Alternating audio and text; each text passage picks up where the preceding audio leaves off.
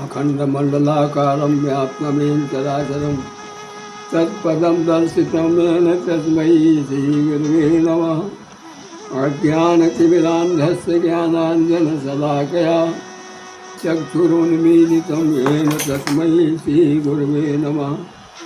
गुरुर्ब्रह्मा गुरुर्विष्णु गुरुर्देवो महेश्वरा गुरुर्साक्षात् परब्रह्म तस्मै श्रीगुरुवे नमः। सद्गुरुदेव भगवान की जय। राम अमित गुण सागरा था कि पावै कोय, संतन सन जस कछु सुन्यो तुम्हें सुनावो सोय। राम कृपा दे मिलयस हम सब कहाँ सतसंग, और सावधान हुई सुनहु अब मानस कथा प्रसंग। सियावर रामचंद्र पद जय शरणम।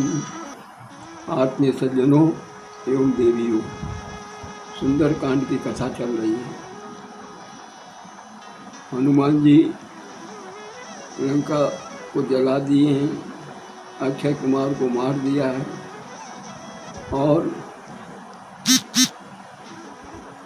सबसे बड़ी चीज़ उनको क्या खटक रही थी कि जैसे ही लंका जल रही थी वैसे ही वो चमकती और दमकती थी, क्योंकि सोने की लंका थी ना। सोना जो है चमकता और दमकता है, जितने उनको तपाया जाता है, जितने उसको जलाया जाता है, उतने चमकता और दमकता है। ये बात उनको बहुत खल रही थी, बहुत खटक रही थी। और जिस समय वो लंका जला रहे थे तो एक जगह से कुछ कराह की आवाज़ आई, उनको सुनाई पड़ी, और जा कर के देखा कि एक तहखाने में शनि भगवान, शनि देव जो है उनको उल्टा लटका के टांगा हुआ है। उनको उतारते हैं हनुमान जी, उतार करके उनसे पूछते हैं कि कैसे भाई यहाँ कैसे।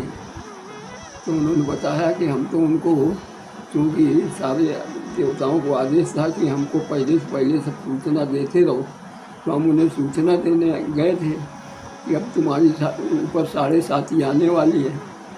तो उसने जो है क्रोध करके हमको बांध करके लटका दिया। शनिदेव ने उनको मुक्त किया, और उसके बाद जनक सुतै समझाई कर बहुत धीरे दीन, चरण कमर से नाई गमन राम पाते। और उसके पश्चात राम जी के पास जाने के लिए उन्होंने प्रस्थान कर दिया। लांग सिंध ते पारे आवा, शपथ की लीला कपिन सुनावा। और जिस समय चले तो गर्जे से भारी, बहुत जोर से गर्जना की है हनुमान जी ने, जिससे क्या हुआ है, गर्भ समय सुन निश्चर नारी, निशाचरों की जितनी भी नारियां थीं उनके सबके गर्भ स्खलित हो गए। अर्थात आगे की संतति भी पर भी प्रतिबंध लगा दिया हनुमान जी ने कि आगे कोई संतति न होने पावे। और जैसे ही पार आए तो देखे आकर के शब्द किलकिला सुनाए। किलकिला शब्द से मतलब ये है कि बानर जैसे बोलते हैं उनको किलकिला शब्द सुनाया कि बानर को समझ में आ जाए कि हम आ गए। और हर्षे सब विलोक हनुमान, सभी बानर हर्षित हो गए जब देखा हनुमान जी आ गए, तो उन्हें समझ गए कि अब हमारे सब प्राण बच जाएंगे। और नूतन जन्म कपिन तब जाना, उन्होंने समझा कि हमारा नया जीवन हुआ। क्योंकि जब तक सीता की सुध नहीं मिल जाती थी तब तक हम लोग वापस नहीं जा सकते थे। वापस जा करके, क्योंकि सुग्रीव ने कह दिया था बिन सीता सुध ले ही जो कोई वापस आवेगा वो सब मारे जाएंगे। इसलिए अब हर्ष चले रघुनायक पासा, अब वो भगवान के पास जाने के लिए चल दिए सभी बंधु। और उसी समय जो है अंगद संवत मधुबन के फल खाने लगे, उसमें अंगद की सम्मति रही। तो जाए पुकारे थे सब बनुजार देवराज। जैसे सुग्रीव ने सुना कि बंदर आ गए हैं और हनुमान अंगद जी के नेतृत्व में सभी वहाँ पर मधुबन में फल खा रहे हैं। समझ गए कि कर आए प्रभु काल। जो सीता से छुपाई होती और काम न किया होता तो मधुबन के फल खा ही नहीं सकते थे। और उसके पश्चात जो है फिर आए गए कपि सहित समाजा। सुग्रीव अपने कपियों के समाज के साथ आ गए और सबको नमन किया, सबको प्रणाम किया, यथा योग्य सबको धीरज दिया। और उसके पश्चात चले भारत रघुनायक पास। और उसके बाद सभी लोग फटिक शिला बैठे, दो भाई पड़े कपि सब चंदन जाई। फटिक शिला पर बैठे हुए थे राम लक्ष्मण। उनके बाद जा कर के दोनों सभी बंदर और जो भी भालू ब्राह्मण वगैरह थे सब जा कर के उनके चरणों में प्रणाम करते हैं। और राम जी को सारी सुविधा कर देते हैं हनुमान जी। तो हनुमान जी से पूछा राम जी ने, किस प्रकार देहो दुर्ग अति बंका, तुमने कैसे लंका को कैसे जला दिया और कैसे इसने बड़े दुर्ग को तुमने ढहा दिया। तो उन्होंने कहा सो सब प्रभाव रघुराई, ना मेरी कोई उसमें प्रभुताई नहीं है, ये सब आपके आशीर्वाद से ही हुआ है। ऐसा विनम्र हनुमान जी हैं कि वो हमेशा श्रेय भगवान को ही देते हैं, ये सब आपकी ही कृपा से हुआ है। कई दिन रावण पाल लंका के भी देव दुर्गति बंका। उसके पश्चात जो है सीता की स्थिति पूछी, बताइए सीता कैसे हैं। उनका लग सीता की क्या कहा जाए, विपद विशाला, तो बहुत विपत्ति नहीं है। हर समय राक्षसियों से घिरी रहती हैं, सब उनको सताती रहती हैं।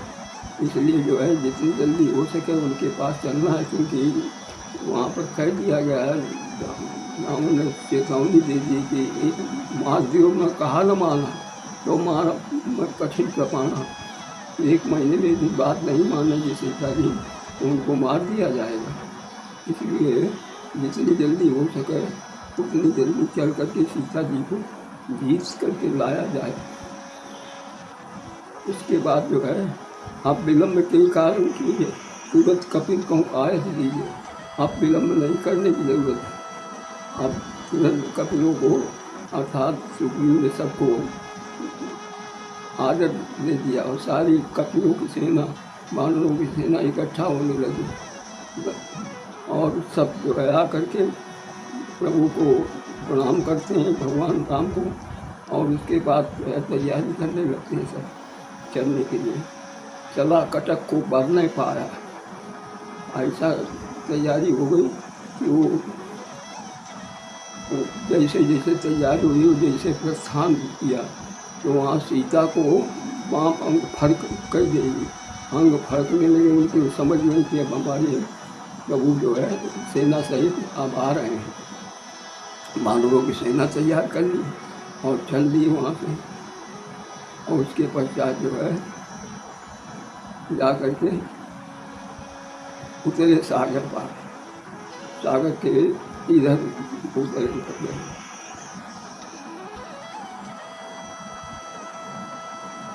और वहाँ पर उतर करके उन्होंने खाने लगे मधुर फल वगैरह बंदर। लेकिन जब ते जारी गए कपिलंका, निश्चरगण शब्द हैं असंका, सब अपने अपने घरों में बात करने लगे कि जब से दूर को बानर आया और लंका जला गया, अब वो आने वाले हैं, उनके स्वामी आने वाले, तो ते आए और कौन भलाई, इससे तो भलाई नहीं होनी। इसका मतलब अब निश्चरों का नाश होना निश्चित है। इसलिए जो है सब अपने, और इन सबकी बात सुन करके मंदोदरी को बड़ा कष्ट हुआ। वो समझ गई कि अब जो है आफत आने वाली है। उसने रावण के पैर पकड़ लिए और उनको समझाने की बड़ी कोशिश की, लेकिन रावण इतना अहंकारी, जो समझने का कारण रावण निश्चर खटक, तो निश्चर खा करके बानरों भालुओं को खा करके अपनी भूख मिटाएं, इसमें कौन सी दिक्कत वाली बात है। लेकिन वो चले आकर के ममता अधिकारी अपने दरबार में आ गया राम। और दरबार में आकर के और जैसे दरबार में आता है तो पता लगा सिंधु पार सेना सब आई। सिंधु पार समुद्र के उस पार जो है सेना सब आ गई है। तो पूछित मत कहो, सभी से पूछा उसने अपने सचिवों से कि अब हमको होगा। तो नर मानव के लेखे माई, जब जिसे सुरासुर तो सब आई तो नर मानव के लेखे माई। इसलिए जो है कोई मंदिरों और मनुष्यों से लड़ाई में कोई दिक्कत नहीं है। सुरासुर बड़े बड़े देवताओं को जीत लिया गया, तब इसलिए कौन बड़ी बात है। तो सचिव वैद्य गुरुतीन जो ये बोले भाषा, सचिव वैद्य और ये बोले हास, ये ये बोलते हैं सही नहीं बोलते हैं, प्रसन्नता के लिए जो बोलते हैं कि हमारा अगले सुनने वाला प्रसन्न हो जाए, तो समझ लीजिए हो देगा ही नाश, उनका नाश बहुत जल्दी हो जाता है। तो ये अवसर भीषण आते हैं, भीषण दरबार में कहते हैं आकर के